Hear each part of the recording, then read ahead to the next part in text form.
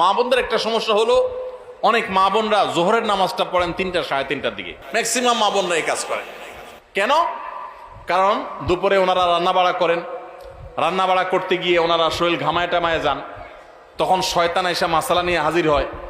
শয়তান ওনার মাথায় একটা মাসালা ঢুকায়। কি মাসালা ঢুকায়? বলে যে, দেখো বোন, তুমি এত কষ্ট করে এতক্ষণ রান্নাবাড়া করলা, রান্নাঘরে গেছো, গরমে ঘামায়া স্যাঁতসেঁতা হয়ে গেছো, এই শরীর নিয়ে তুমি আল্লাহর সামনে কেমনে দাঁড়াইবা বলো? তো এবার বোন শয়তানরে জিগায় মনে মনে আর কি, তাহলে কি করতে হবে?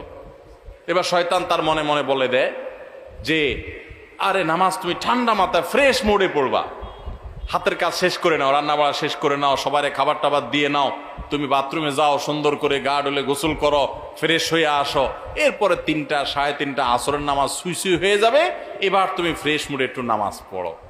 কাজটা কি ভালো হইলো না খারাপ হইলো? দেখতে কিন্তু ভালো মনে হচ্ছে, তাই না?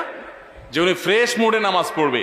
টাইম যদি পার হয়ে যায় তো এই ফ্রেশ মুডের 2 পয়সার কোনো মূল্য। আল্লাহ বলেছেন, ইন্নাস সালাতা কানাত আলাল মুমিনিনা কিতাবাম মাওকুতা।